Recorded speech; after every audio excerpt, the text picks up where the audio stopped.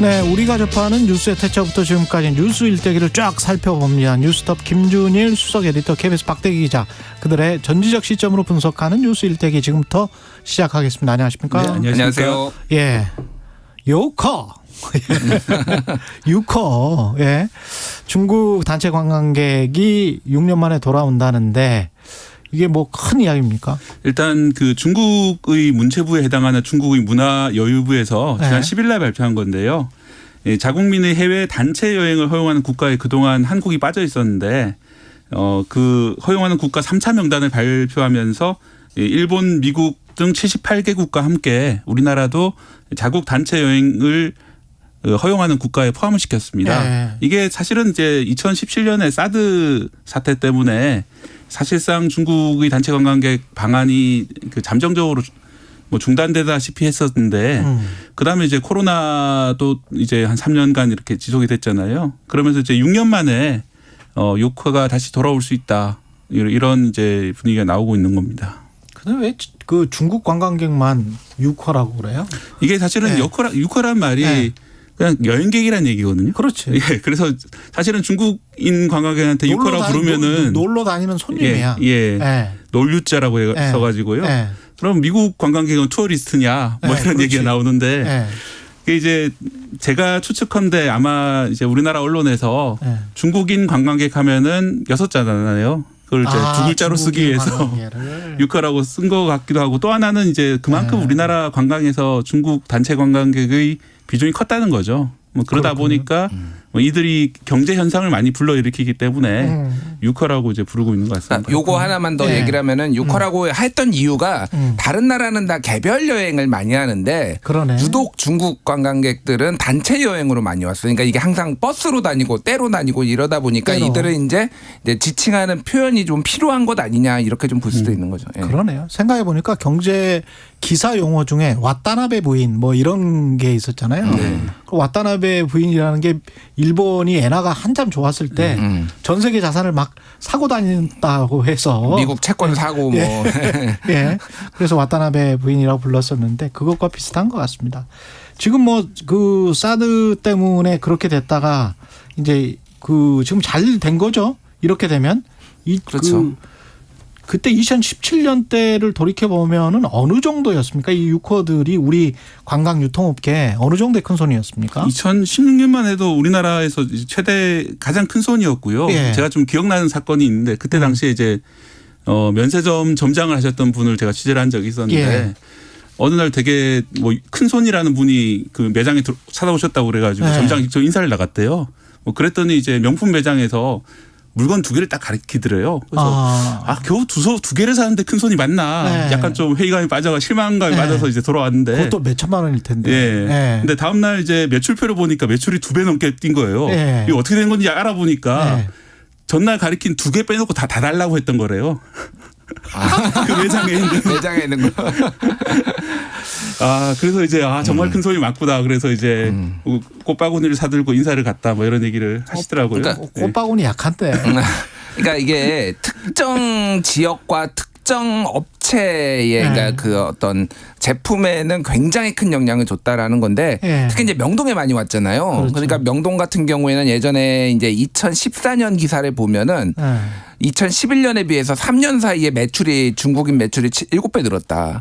네, 뭐 이 정도로 그러니까 엄청나게 빨리 이제 신장을 했던 거고 그때 보면은 제가 브랜드 명은 말할 수 없지만은 무슨 한방 화장품 굉장히 비싼 거거든요. 맞아. 이런 거 그냥 말했듯이 이렇게 뭐 하나 이렇게 사고 뭐 이런 게 아니라 이제 세트로 한 10개씩 사가고 막 이런 그런 거를 뭐 수십만 원짜리 아니에요? 그러니까요. 뭐 그렇다는 거죠. 다만 이제 요거 사드 보복 얘기는 조금 해야 될 것 같은데 사실은 2017년 3월에 이제 중국이 단체 관광을 금지를 했는데 이미 2016년 7월부터 단체 관광이 취소가 되기 시작했어요.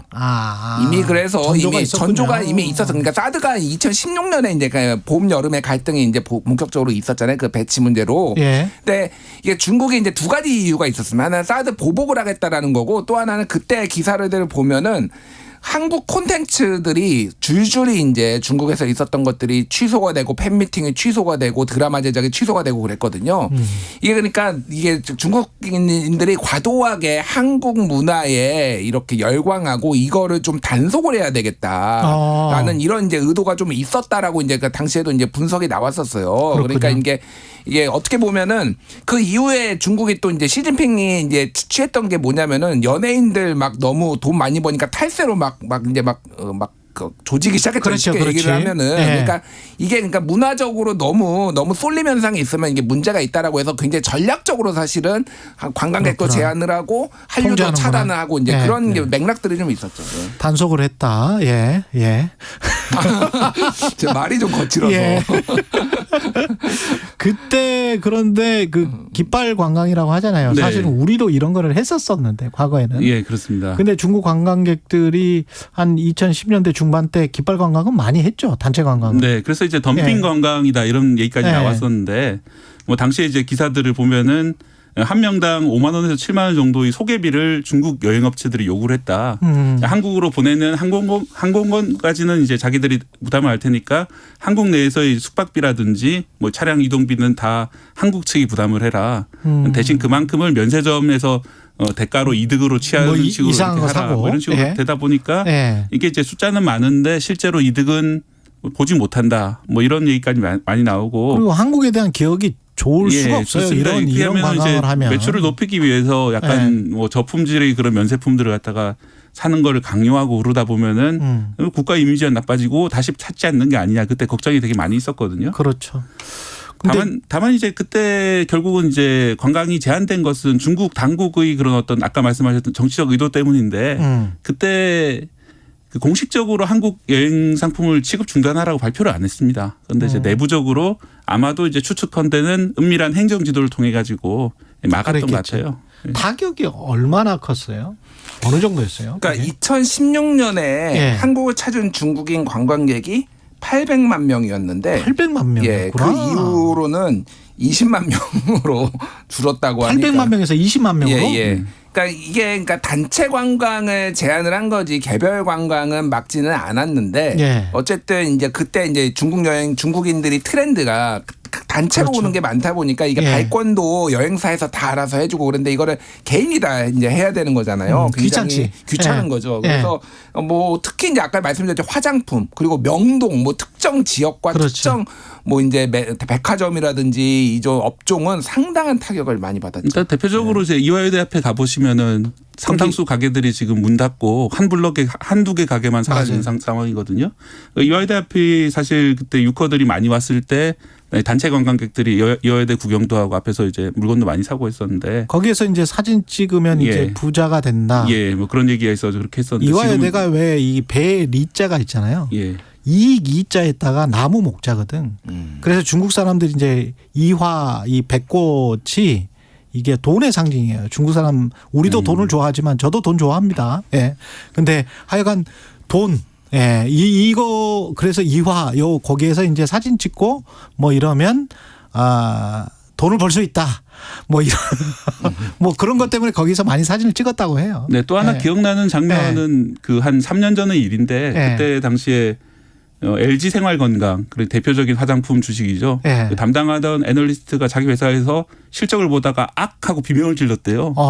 그 정도로 이제 급전직하를 했는데 뭐 그렇게 된 것이 이제 그 유커들이 더 이상 이제 한국 화장품을 안 사가고 또 중국 내에서 분위기가 한국 화장품보다는 다른 쪽으로 이제 가면서 이렇게 됐고 뭐 주가도 다들 아시다시피 실제로 그 뒤로 뭐 많이 급락을 LG 했죠. 생활건강, 아모레 퍼시픽 뭐 이런 예. 중국 관련주들은 급전직하했죠. 주가도 지금 뭐 한 최근에 한 7, 8년 동안 굉장히 안 좋았습니다. 네. 예. 근데 이게 좀 좋아질지는 모르겠네요. 그 단체 관광을 이렇게 풀면 우리한테도 그렇고 근데 중국은 왜 푼 거예요? 그러니까 여러 가지 이제 정치적인 맥락과 경제적인 맥락이 있는데 일단 정치적인 맥락을 보면은 소위 말해서 이제 한미일 안보 동맹이 이제 강화되고 있잖아요. 그러니까 그렇죠. 미국이 네. 지금 중국을 대하는 거는 이제 어떤 경제평론가가 그런 네. 얘기를 했는데 원시 시대로 돌려버리겠다. 그러니까 소위 말해서 이제 첨단 반도체 이런 거 만들지 못하게 해가지고 원시 시대로 돌려버리겠다라는 거잖아요. 예. 근데 반도체를 만드는 국가가 전 세계에 제대로 만드는 몇 개가 국가가 없어요. 한국, 예. 대만, 일본이에요. 예. 근데 대만하고는 뭐 거의 전쟁 직전이고 일본은 CI도 안 먹히고 예. 그러니까 그나마 비벼볼 수 있는 데가 한국이라는 거죠. 뭐 미국도 이제 만들긴 하지만 어째 미국은 뭐 아예 수출을 이제 아예 못하게 하니까 그러니까 예. 한국하고의 관계 개선 이게 굉장히 이제 중요하다. 반도체가 타겟 아니냐. 반도체를 포함해서 여러 가지 이제 중국을 둘러싼 환경이 국제 환경이 안 좋아진 거 하나. 또 하나는 지금 중국이 디플레이션 공포에 빠졌습니다. 그렇죠. 예, 지금 뭐 생산 소비자 물가가 마이너스를 기록했다라는 거예요. 이게 일본의 장기 침체 들어갈 때랑 비슷하다는 건데 어떤 식으로든 이게 소비 진작을 해야 될 필요성이 있다라는 거예요. 그렇죠. 그래서 그게 이제 만약에 그러니까 해외 여행을 풀면은 해외에도 돈을 쓰지만은 국내 관련된 산업들이 다시 이제 활성화가 될 거 아니에요. 항공 산업이라든지 여행 산업에서 돈이 풀리기 때문에 그러네. 예, 그런 것들도 있고 또 하나는 한국 여행 풀어도 옛날만큼 많이 안 갈 거다라는 네. 거예요. 그러니까 그동안 굉장히 환경이 바뀌었는데 이를테면은 그동안 이제 우리나라 기업들이 중국에 있던 기업들이 거의 다 퇴출됐잖아요, 지금. 그러니까 예. 중국의 약간 민족주의 성향 그리고 그렇죠. 중국의 제품에 어느 정도 많이 올라왔고 그러니까 예. 옛날처럼 막 한류에 쏠린다든지 뭐 한국에 잠식된다든지 이런 것들은 없을 것이다라는 뭐 자신감 뭐 이런 것들이 좀 복합적으로 좀 영향을 미쳤다 이렇게 이제 보고 있습니다. 저는 이제 그렇군요. 항저우 네. 아시안 게임 뭐 때문이 아닐까 생각이 드는데 예. 9월 23일부터 당장 이제 항저우 아시안 게임이 열리거든요.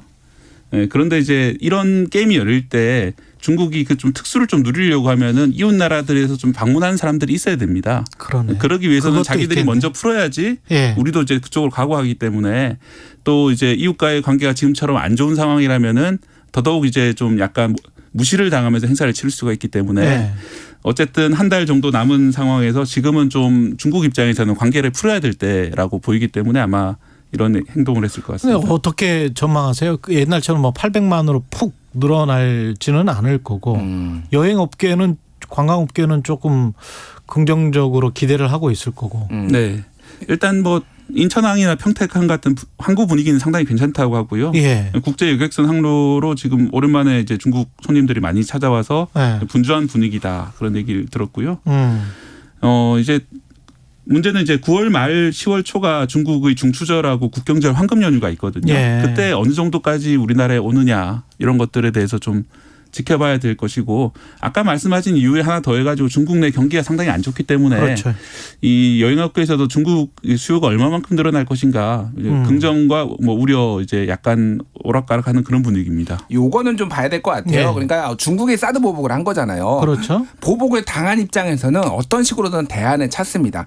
지금 관광공사의 통계를 보면은 올해 1월부터 5월까지 가장 많이 온 게 일본인 관광객이에요. 그러니까 한일 관계가 좋아지니까 전체 19.2%거든요. 그리고 일본에 간 외국인도 한국인이 29.9%로 한일 관계가 굉장히 좋아지고 그렇지. 있고 예. 동남아시아도 굉장히 많이 찾아온다라는 거예요. 예. 그러니까 일본이 섣부르게 한국한테 옛날에 그 뭐 지난번에 무슨 반도체 신조죠. 예. 신소재. 예, 예. 뭐 소부장 가지고 이제 예. 했다가 우리가 대안을 찾았듯이 이미 다 대안을 찾았다라는 거예요. 그러니까 중국에 그렇게 목매지 않을 것이다라는 게 하나 있고 또 외신들을 보면은 지금 그 동남아시아에 많이 가던 중국인 관광객이 안 간다는 거예요. 지금 동남아에 안 간다라는 겁니까? 왜 안 갈까요? 그러니까 돈이 없으니까. 아, 돈이 없으니까. 예, 돈이 없거나 지금 이제 침체가 빠지니까 해외여행을 안 가기 때문에 네. 옛날만큼 중국인이 많이 올 거라고 기대를 하는 거는 난망하다. 뭐 이렇게 봐야 되겠지만 어쨌든 한국도 답을 찾고 있고 중국도 뭐 여러 가지 이유로 이렇게 재개가 됐다 이렇게 봐야 될 것 같습니다. 그래도 14억 인구고 아직도 우리랑 수출입을 가장 많이 하는 나라기 때문에 네. 뭔가 경제적으로는 뭐 정치적으로는 뭐 그렇다고 하더라도 경제적으로는 우리가 계속 실리를 취할 거는 취해야겠죠. 네. 그리고 이제 서로 네. 관광을 다니다 보면은 뭐 그동안은 서로 이제 안 좋았던 감정이나 그런 그렇지. 것도 많이 해소될 수가 있고 네. 이해 폭을 넓혀지는 거기 때문에 그렇지. 관광을 간다는 게 마치 그 나라에서 뺏기고 우리나라에서 득이 되는 것 같지만 맞아요. 장기적으로 보면은 네. 양국에 모두 이익이 되는 경우들이 있습니다. 그렇기 때문에 그렇습니다. 네. 중국 당국에서도 지난번처럼 이렇게 갑자기 이렇게 끊어버리거나 이렇게 다시 하게 되면은 또 한 번 이제 그 신뢰관계가 많이 붕괴가 되는 거거든요. 그렇죠. 그래서 좀 중국에서도 그런 걸 좀 생각했으면 좋겠습니다. 예, 뉴스톱 김준일 수석 에디터 그리고 KBS 박대기 기자였습니다. 고맙습니다. 감사합니다. KBS 1라디오 최경영의 최강시사 듣고 계신 지금 시각은 8시 44분입니다. 이 시각 교통정보입니다.